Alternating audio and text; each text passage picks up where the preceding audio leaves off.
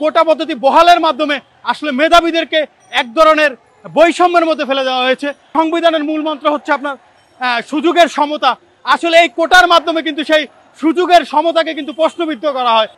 কোটা পদ্ধতিকে বাতিল যেটি করা হয়েছে সেটিকে যেন পুনর্বহাল কোনোভাবে করা না হয়, সেটির জন্য কিন্তু আমরা রাজপথে আছি। 2018 সাল থেকে 18 সালে কিন্তু বাংলাদেশের সর্বস্তরের সাধারণ শিক্ষার্থীরা কিন্তু কোটা প্রথা বাতিলের জন্য কিন্তু আমরা আন্দোলন করেছিলাম।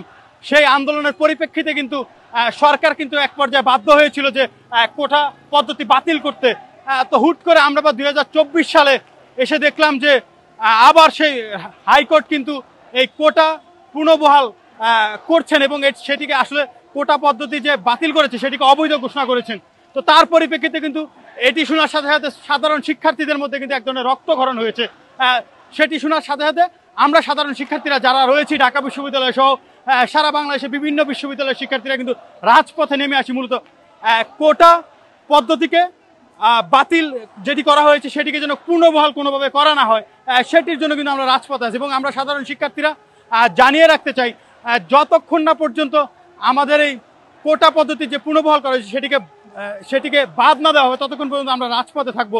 একই সাথে আমরা বলতে চাই, আগামী 4 তারিখে আমরা শুনেছি যে একটি রায় হওয়ার কথা রয়েছে। আমরা বিশ্বাস করি সেদিন হবে সাধারণ শিক্ষার্থীদের বিজয়ের দিন। সেদিন হবে মেধার মাধ্যমে যেই চাকরি, সেই চাকরি প্রত্যাশীদের বিজয়ের দিন হবে সেদিন। সেই দিন মা মাটি এবং বাংলাদেশের মেহনিত মানুষের মুখে হাসি ফুটবে, যারা অনেক কষ্ট করে তাদের সন্তানদেরকে ঢাকায় বিভিন্ন বিশ্ববিদ্যালয় এবং সারা বাংলাদেশে যে যেখানে পড়াশোনা করছেন। আমরা মনে করি যে এই যে আগামী 4 তারিখের রায়ের মাধ্যমে বাংলাদেশের সাধারণ শিক্ষার্থীদের একটি বিজয় উল্লাসের দিন হবে এবং মেধা বিকাশের সুযোগ সৃষ্টি হবে।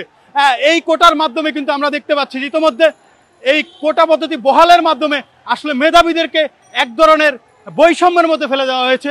তাদেরকে মেধা বিকাশের জায়গা থেকে বঞ্চিত করা হচ্ছে।